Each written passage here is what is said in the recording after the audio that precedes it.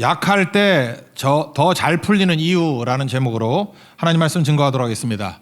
우리가 성경 말씀들을 많이 알고 있는데 잘 알지만 해석이 잘 안 되는 쉽지 않은 성경이 있습니다. 예를 든다 그러면 요한복음 8장 32절에 진리를 알지니 진리가 너희를 자유하게 할지니라 이런 말씀이 나옵니다.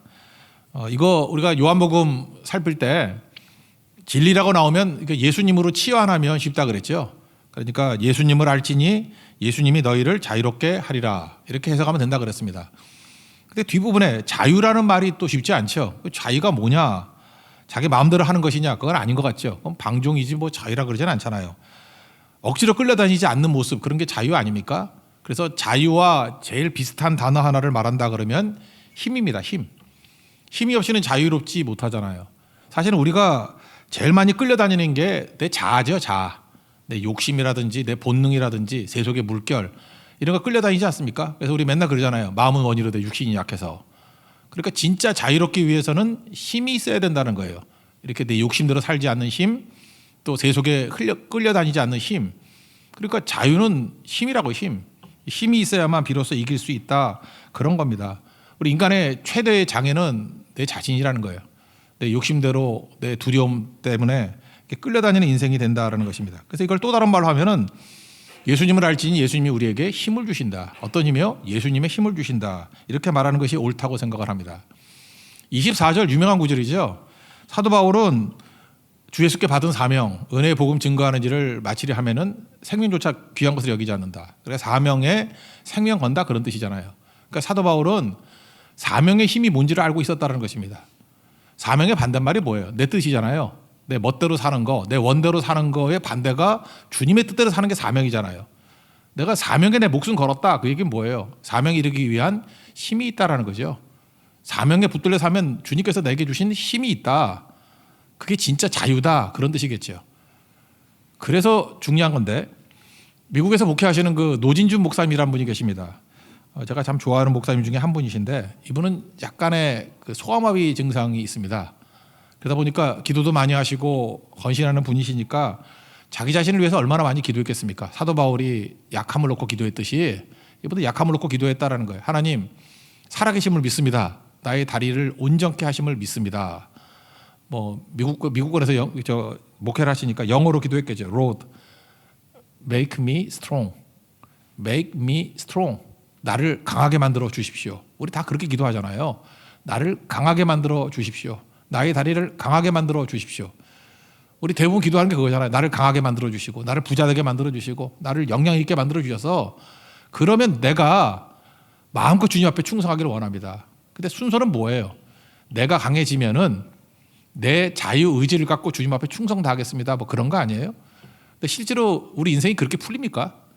내가 부자가 되고 내가 강해지면은 오히려 내 멋대로 주님을 떠날 가능성이 크지 주님 앞에 충성하는 가능성은 그렇게 많지 않은 것 같습니다.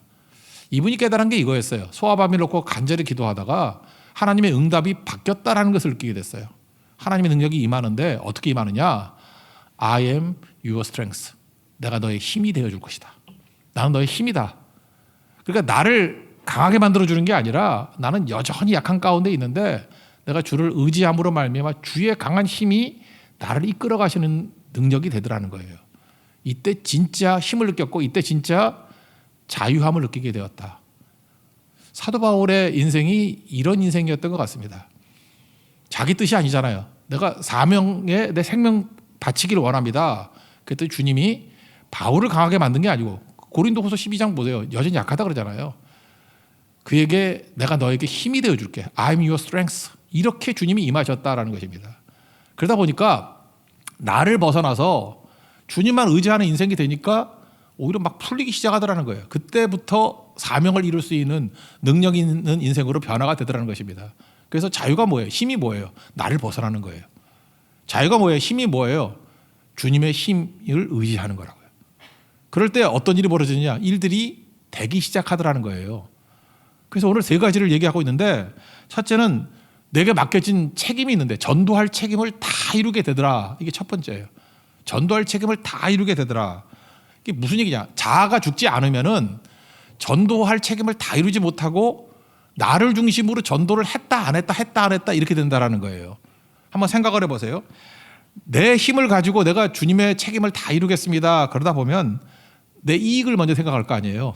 이 전도하는 게 내게 이익이 되면 전도하고 이익이 안 되면 전도 안 하고, 또 호불호 감정이 있겠죠. 어떤 사람이 내가 좋으면은 전도를 하고 저 지옥 보내야 돼 이런 놈이면 전도 절대 안 하고.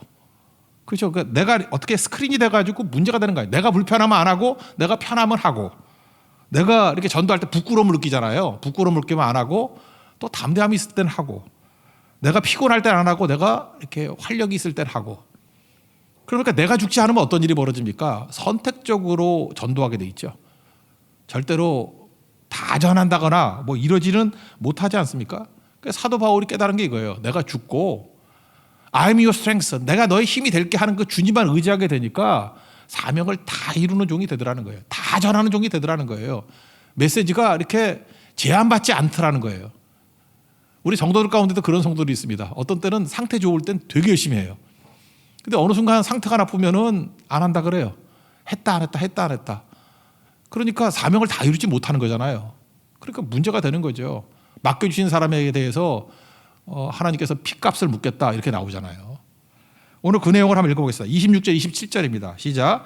그러므로 오늘 여러분에게 증언하거니와 모든 사람의 피해에 대하여 내가 깨끗하니 이는 내가 꺼리지 않고 하나님의 뜻을 다 여러분에게 전하였습니다. 왜요? 내가 죽고 주님의 능력만을 의지하니까 이런 일이 벌어진다. 다 사람 호불호에 관계없이 내 상태에 관계없이 다 전한다는 거예요. 피에 대해서 깨끗하다. 이거는 에스겔서 3장 17절 이하에 나오는 말씀을 인용한 것 같습니다. 3장 17절에 이런 말씀이 나오거든요. 내가 너를 에스겔을 이스라엘 족속의 파수꾼으로 삼았다. 파수꾼 알죠? 보초로 삼았다. 내가 내 말을 너의 입에 넣어줬다. 그러면서 말하기를 18절 악인에게 너는 꼭 죽으리라 라고 깨우치게 되면은 그가 돌아오게 되고, 돌아오지 않는다 그러면 네가 그 피해에 대해서 깨끗하다 이런 거예요. 그러니까 죽을 사람에게 대해서 네가 파수꾼의 사명, 다시 말해서 보초의 사명을 다해서 알려줘야 된다는 거예요. 알려주면 책임이 너에게 없지만 알려주지 않으면 그 책임이 너에게 있고 핏값을 내가 너에게 묻겠다. 이거를 근거로 해서 오늘 이 말씀을 한 거라고요. 사도 바울은 자기 상태에 관계없이 하나님이 내게 맡겨주신 사람에 대해서 다 증거했다라는 거예요. 이게 왜 가능합니까? 내가 죽고 주님의 능력만을 의지하는 백성만이 이런 일이 가능해진다라는 것입니다. 그러므로 우리가 이 땅을 살아가면서 제일 약한 사람이 누구냐? 자아가 안 죽은 사람이에요. 내 기분 따라서 하고 안 하고 하는 사람은 부분적으로밖에 할 수 없다라는 것입니다. 반드시 핏값을 묻게 돼 있다라는 거예요. 그런데 나는 죽고 오로지 I'm your strength, 주님이 나의 힘이 돼, 내가 너의 힘이 되어줄게, 이것만 의지하는 백성은 맡겨진 사명 다 이룬다는 거예요. 전도의 사명 다 이룬다라는 거예요. 그러니까 우리가 제일 먼저 해야 될 일이 무엇입니까? 뭘 하고 안 하고의 문제가 아니라 내가 죽고 주님이 나의 힘이 되어주시는 것을 의지하는 것, 이거부터 시작해야 된다는 것입니다. 그때 능력이 나타나는 거죠. 우리가 맡겨준 사람이 누굽니까? 일단 가족들, 그리고 친구들, 또 회사, 뭐 만나는 사람들, 이 사람들에게 다 증거해야 될 거 아닙니까? 근데 증거하지 않으면 우리가 책임을 다 이루지 못하겠죠. 우리 그런 거 많이 있잖아요. 보초인데, 파수꾼인데 말하지 않으면 다 죽었다 그러면 그 책임이 있어요, 없어요? 있죠. 내가 말하지 않았을 뿐인데 그게 아니죠. 살인이죠. 죽이는 거죠. 그런 책임이 내게 있다라는 것입니다. 근데 이 책임을 어떻게 해야지 감당할 수 있죠? 내가 죽고 주님의 능력만을 의지하는 사람이 돼야만 이게 가능하다니까요. 그러니까 먼저 내가 죽는 거, 그리고 I'm your strength, 내가 너의 힘이 되어준다라고 하는 걸 의지할 때 가능해진다는 것입니다. 누가복음 16장에 보면 부자와 나사로 비유가 나옵니다. 부자가 지옥 가죠. 지옥 가고 난 다음 얘기예요. 16장 28절 보니까 이렇게 아브라함에게 요청합니다. 내 형제 5이 있으니 그들에게 증언하게 하여 그들로 이 고통받는 곳에 오지 않게 하소서. 그러니까 나사로 보내가지고 좀 전도 좀 하게 해달라는 거예요. 지옥에서. 그때 아브라함이 이렇게 얘기합니다. 그들에게 모세와 선지자들이 있으니 그들에게 들을지니라. 무슨 얘기예요? 지금 그들에게 모세와 선지자가 있다라는 거 아니에요. 그게 우리죠. 우리가 모세와 선지자라고요. 우리가 그들에게 전하지 않으면 똑같이 지옥 보내는 거고, 우리가 모세와 선지자인데 우리가 전하면 그들이 듣게 된다는 거죠. 그러니까 듣고 안 듣고는 2차적인 문제고, 모세와 선지자가 전해야 된다는 얘기 아닙니까? 전할 책임은 누구에게 있습니까? 내 능력 의지하지 않고 하나님의 능력을 의지해서 사명 이루는 사람들, 그죠? 전도의 사명을 이루는 사람들에게 이런 능력이 나타나게 된다는 것입니다. 주님이 우리를 구원할 수 있는 토대를 다 만드셨잖아요. 우리가 할 일이 뭐예요? 전하기만 하면 구원받는데 그거 안 한다 그러면 이게 직무유기죠. 누가 이걸 감당할 수 있어요? 내가 죽고 예수님의 능력만을 의지하는 백성만이 사명 다 이룰 수 있다는 것입니다. 그래서 자아가 강하다, 이건 성격이 아니고 이건 사명을 그르칠 사람들입니다. 핏값을 물을 사람들이라는 거예요. 1796년이죠. 18세기 말. 그때 뭐 전 세계적으로 제일 그 위험했던 것 중에 하나가 천연두죠. 그래서 뭐 옛날에 그 비디오 테이프 할 때 위험한 거 뭐 호환 마마가 그거거든. 마마 천연두. 이게 곰보라 그러죠. 막 이렇게 물집 생기고 나서 뜯으면 구멍 팍팍 파이고, 동네에도 그 곰보 아줌마들 한두 명 다 있었어. 옛날에. 그게 천연두가 되게 심했거든요. 치사율이 30%입니다. 걸리면 30%는 죽었어요. 되게 위험한 병이고 천연두 때문에 어려운 거 많고, 우리 조선왕조도 왕들 가운데 천연두로 죽은 사람이 몇 명 돼요. 이게 만만치 않거든요. 천연두가 무서운 거라고, 무서운 거였는데 그 에드워드 제너라는 사람이 백신을 발명했죠. 백신. 그래서 그때는 우두라 그랬잖아요. 그 소에서 나온 거 같고 이제 우두 주사 맞는다 그래서 뭐 불주사 이렇게 막 뜨겁게 맞고 그랬었다고. 그러고 난 다음에 제 기억에 58년부터 77년까지 제가 이제 어렸을 때, 그때에 그 유엔에서 전 세계 모든 사람에게 백신 접종 시킨다 그랬어요. 그래서 전체가 다 백신 접종 다 했습니다. 그래서 결국은 천연두 근절했대요. 먼저 백신이 발명됐죠. 그다음 할 일이 뭐예요? 모든 사람을 맞게 만드는 거죠. 우리가 다 죄인입니다. 다 지옥 갈 백성들이에요. 근데 우리에게 구원받을 수 있는, 살 수 있는 죄에 대한 백신을 예수님께 주신 거 아니에요? 그게 보혈의 피 아니에요? 우리가 할 일이 뭐예요? 이거 맞게 하는 거 해야 되잖아요. 맞게 하는 거. 이거조차 안 한다 그러면 우린 직무유기겠죠. 누가 이거 할 수 있습니까? 내가 살아있어가지고 호불호, 저건 내가 좋아하는 사람이야, 그럼 백신 맞아, 살려주고. 저건 내가 싫어하는 사람이야, 지옥 보내야 돼, 절대로 안전해. 이러면 사명을 다할 수 없겠죠. 그게 중요한 게 뭐예요? 내가 죽어야 된다니까요. 내가 죽고. 우리는 맨날 기도하는 게 그거잖아요. Make me strong. 나를 좀 강하게 만들어 주십시오. 강해서 뭐 하려고? 내가 강한 게 아니거든요. 나는 여전히 약할 수 있고 부족할 수 있지만 I am your strength. 내가 너의 힘이 된다. 내가 너의 힘이야. 그런 주님을 의지하게 될 때만 사명을 다 이룰 수 있다고요. 여러분, 사명 이루는 종이 되기 위해서는 주님의 능력만을 의지해야 됩니다. 그게 힘이고 그게 자유예요. 나로부터 벗어나는 게 자유라고요. 그게 힘이라고요. 그 힘으로 사명 다 이룰 수 있는 믿음의 종 되기를 축원합니다. 두 번째인데, 이제 교회 이야기로 넘어오고 있어요. 교회에 양떼들이 있지 않습니까? 양떼들을 마귀가 호시탐탐 노리고 있는데, 양떼를 보호할 수 있는 힘이 무엇이냐? 그게 말씀이라는 거예요. 내가 보호해 주는 게 아니라 예수님과 예수님의 말씀이 그들을 보호해 줄 수 있다. 그러니까 뭐예요? 예수님이 힘이라는 거죠. I'm your strength. 그걸 믿는 사람은 내가 보호하려고 그러지 않고 말씀이 보호해 준다는 걸 믿고 의지하는 백성이 된다는 것입니다. 여기 교회 얘기가 나오는데, 교회를 이렇게 묘사합니다. 자기 피로 사신 교회. 그러니까 교회에 대해서는 예수님께서 다 값을 치르셨어요. 엄청난 최대치의 값을 치르셨어요. 그게 뭐예요? 피를 흘린 거 아니에요. 최대치 값을 치른 거죠. 그리고 교회를 세우셨습니다. 그리고 교회에 사역자들을 또 세우셨죠. 감독자로 부르셨잖아요, 우리를. 그럼 어떻게 되겠습니까? 충성을 다해야 되겠죠. 그러므로 여러분, 교회에 대해서 충성하고 또 교회에 대해서는 대적하지 않는 게 너무너무 중요한 것 같아요. 제가 어렸을 때 다니던 교회가 싸우던 교회거든요. 다툼이 많았던 교회였는데 그중에 되게 유명한 장로님이셨어요. 근데 교회를 대적해 싸우고 막 이러다가 좀 약간 자아가 강한 분이었죠.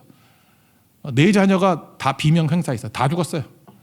그래서 우리 그 교회 다니는 사람들은 다 알고 있어요. 아, 교회와 대적하다가는 참 큰일이구나. 그래서 어려서부터 저는 배웠던 게 그거예요. 절대로 네가 죽으면 죽었지 교회하고 싸우지 마라. 교회 힘들게 하지 말아라. 그게 중요한 메시지였던 기억이 납니다. 하여튼 교회는 어떤 교회예요? 주님이 피 흘려 사신 교회예요. 피로 사신 교회라고. 교회는 귀중한 교회라는 것입니다.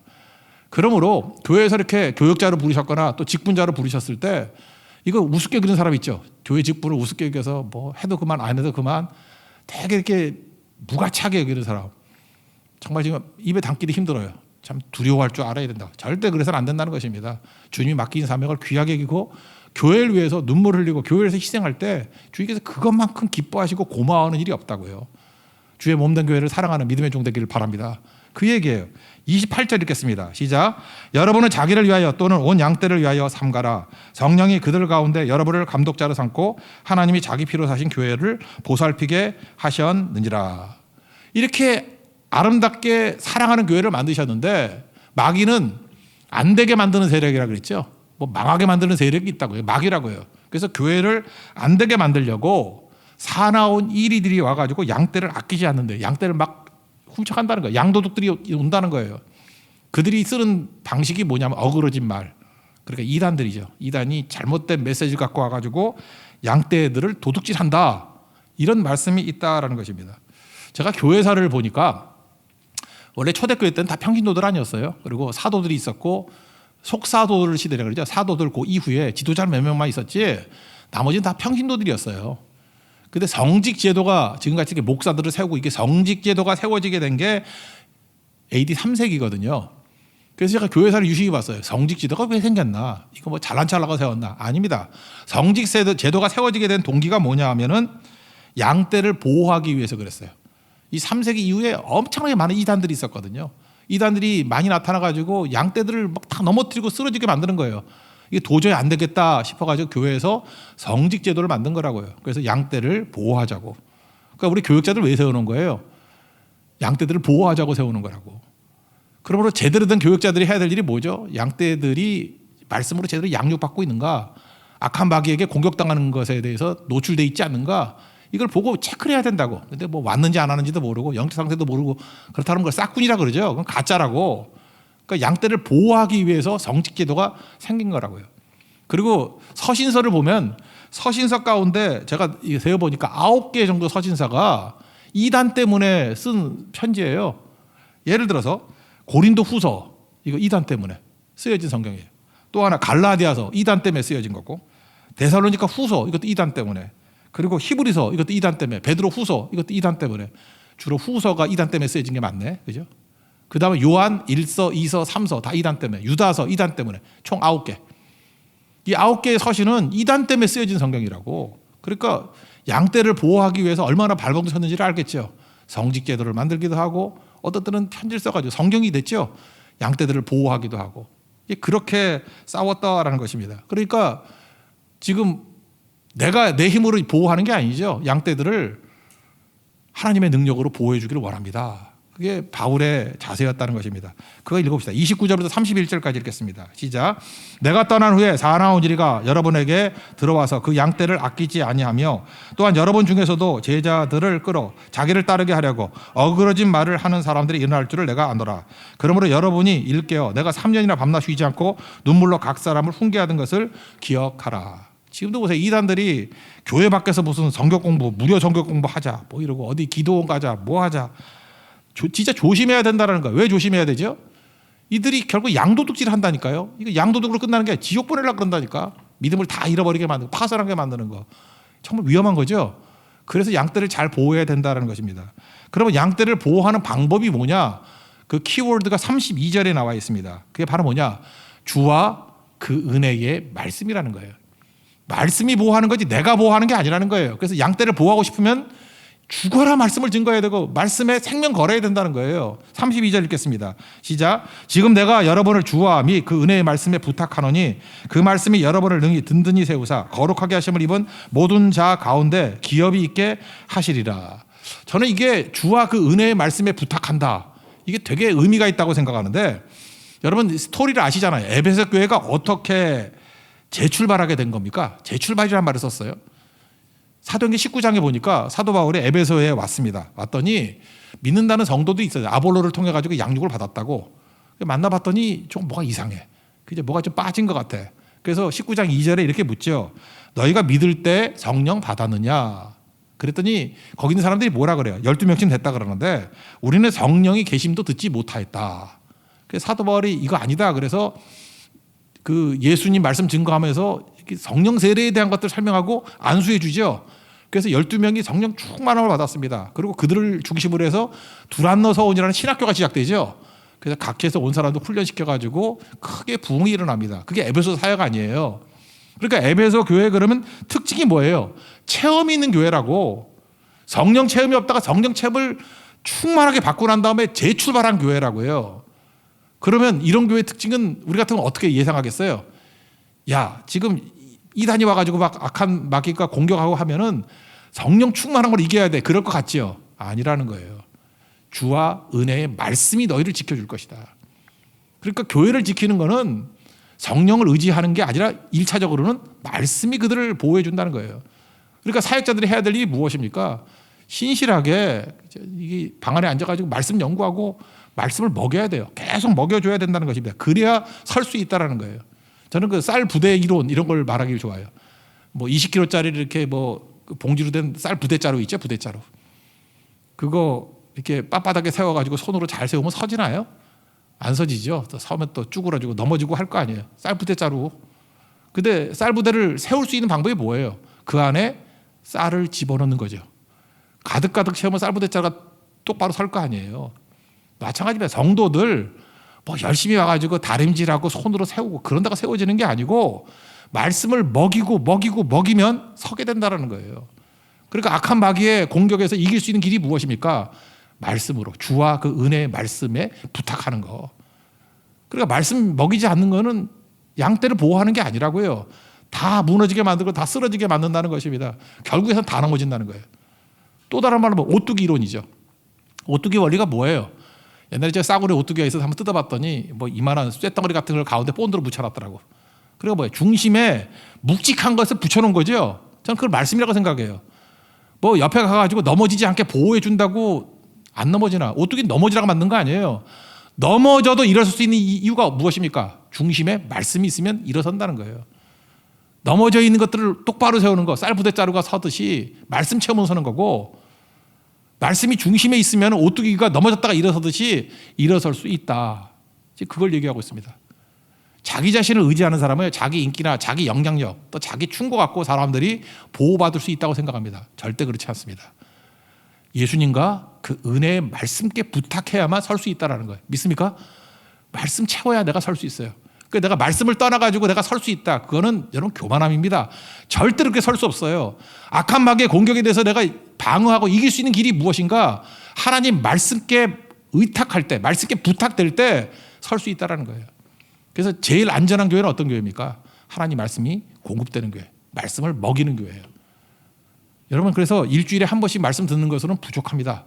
그거는 여러분들 언제든지 공격에서 넘어질 수 있어요. 만나 매일 먹었듯이 매일의 만나, 매일의 말씀이 있을 때 든든히 설 수 있고 우리를 넘어뜨리고 공격하는 사나운 이리 때 같은 마귀로부터 보호받을 수 있는 것은 말씀밖에 없다. 그래서 주와 말씀에 의탁하는 그 마음, 그게 바로 뭐예요? 진짜 예수님의 힘을 의지하는 백성의 자세라는 것입니다. 말씀으로 인해서 마귀의 공격으로부터 보호받는 우리 승리의 종되는 축복이 임하기를 기원합니다. 그다음 세 번째 내용은 뭐냐? 자기 자신을 벗어나가지고 예수님의 능력을 의지하게 될 때 나타나는 현상이 뭐냐? 인격이에요. 아름다운 인격을 갖게 된다는 거예요. 인격적인 모습들. 제가 젊었을 때 제 친구들 가운데 몇 사람이 되게 유명하고 존경받는 목사님 교회에 부교육자로 들어갔습니다. 저는 그게 되게 부럽더라고요. 저도 좋은 교회에 있었지만 저보다도 훨씬 더 이렇게 알려지고 존경받을 만한 목사님이라고 하는 교회에 간 제 친구들이 있었습니다. 그래서 제가 좀 부러워가지고 야, 너 참 좋겠다. 야, 훌륭하신 목사님 밑에서 배우니 얼마나 좋냐. 그랬더니 그 친구가 이렇게 얘기하더라고요. 가까이 보니까 그렇지도 않아 그러더라고요. 그러면서 했던 얘기가 뭐냐. 저 목사님은 신앙이 좋은지는 모르겠지만 인격적이진 않아 그러더라고요. 그게 무슨 얘기냐면 이렇게 옆에 있는 교육자들, 부교육자들을 좀 이렇게 피고용자 다루듯이 좀 막 다루고 좀 그랬던 거예요. 인격적이진 않더라. 제가 그 얘기를 들으면서 그런 생각을 해봤어요. 그분이 또 그런 얘기 하더라고요. 그림과 사람은 멀리서 봐야 된다고. 가까이 보니까 시험 들더라고. 뭐 그런 얘기였어요. 여러분 사람이 유명하거나 외형적으로 성공했다 그래서 다 좋은 인격은 아니죠. 그죠? 그래서 제가 두렵더라고요. 가까운 사람에게 인정받고 가까이 있는 사람에게 존경받아야 돼요. 저는 개인적으로도 부끄러워요. 내가 가까이 있는 사람이 그렇게 인정해주고 존경하느냐. 만약 그게 없다 그러면 사실은 그게 인격적이지 않은 거죠. 참 무섭기도 하고 어떤 때는 참 이렇게 하기가 힘들어서 주를 의지하는 모습이 있기도 하는 것 같아요. 그러니까 사도 바울은 예수님의 능력만 의지하니까 그때 인격자가 된다라는 거예요. 여기 보세요.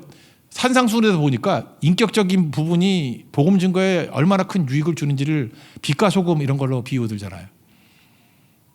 마태복음 5장 16절 보니까 너희 빛이 사람 앞에 비치게 하여 그들로 하여 너희 착한 행실을 보고 하나님 아버지께 영광을 돌리게 하라. 이런 얘기가 나와요. 착한 행실을 보고, 우리의 능력이나 성공을 보고가 아니에요. 우리의 착한 행실을 보고 그 사람들이 하나님께 영광을 돌리고 이렇게 나오게 만들라는 거예요.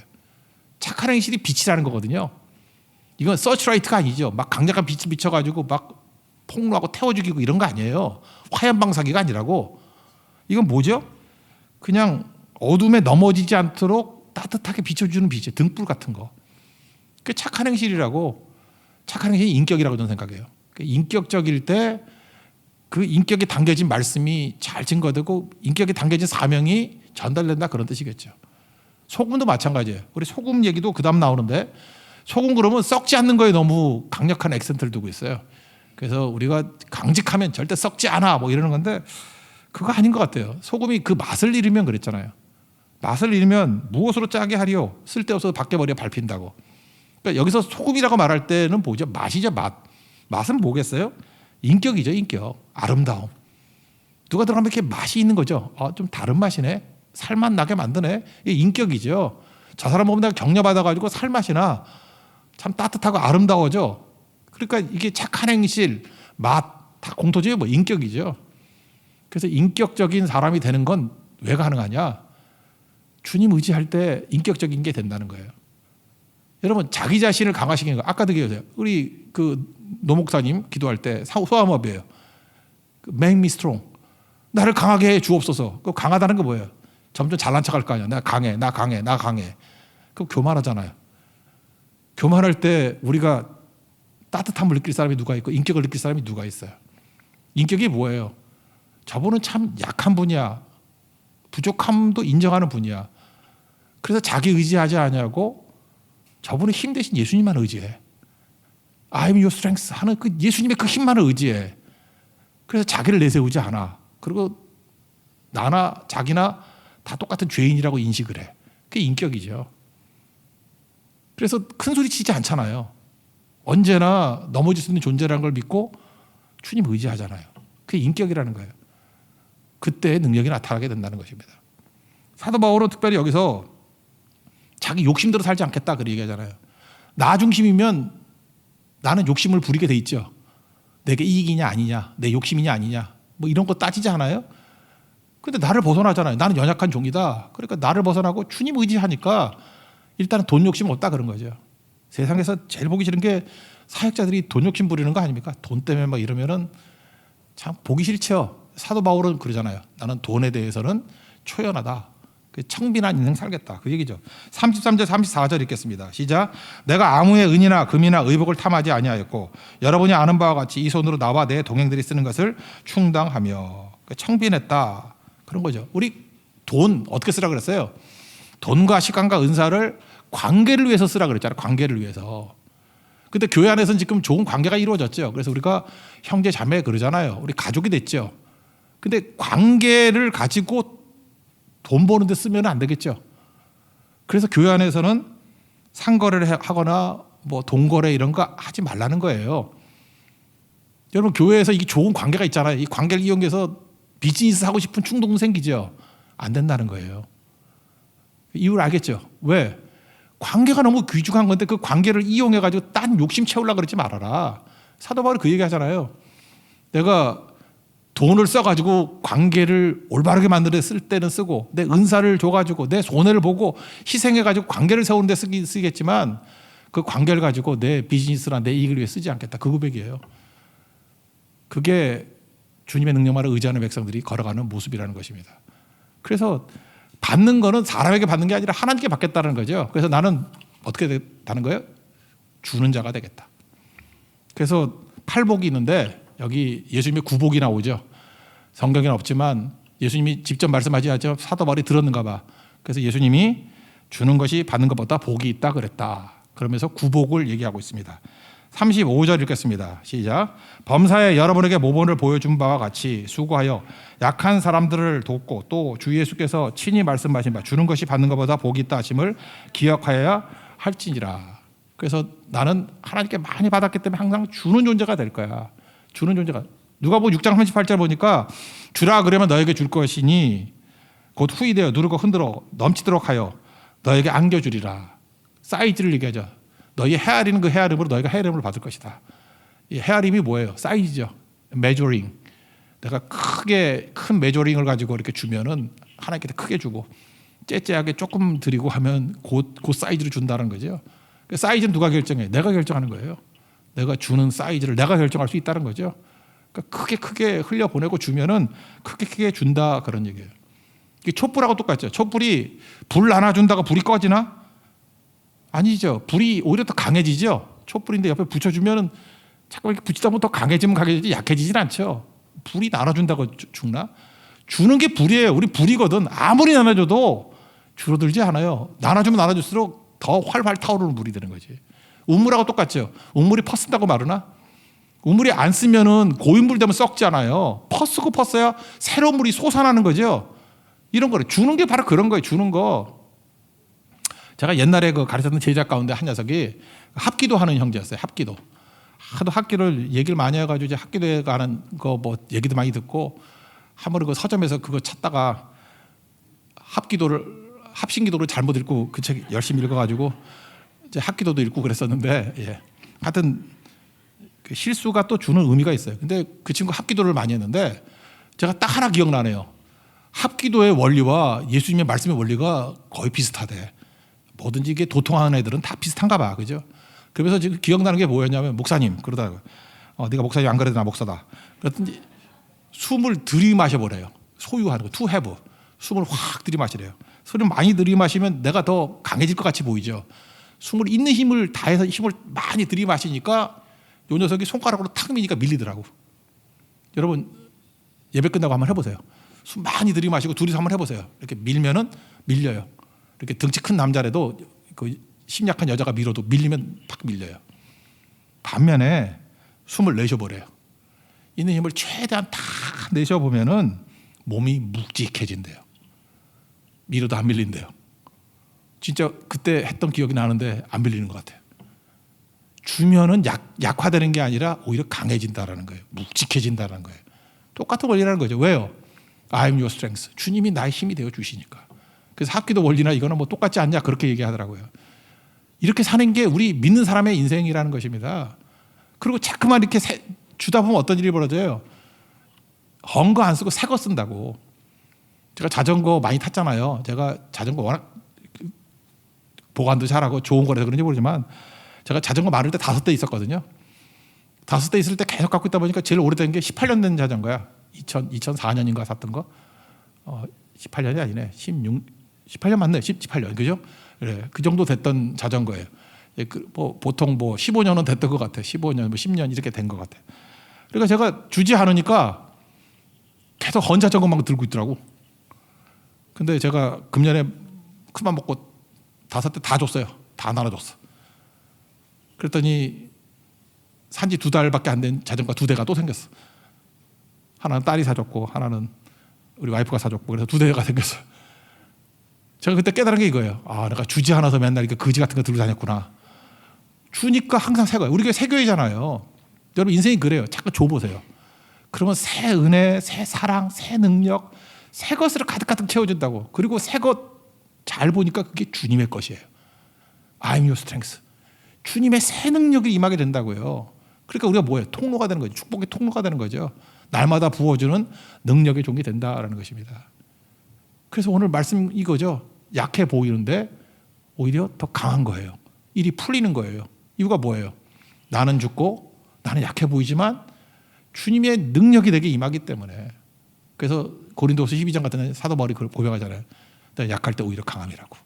왜요? 내가 날마다 새로워지고 또 내가 날마다 주의 능력으로 강해지더라. 이게 성도의 삶이라는 것입니다.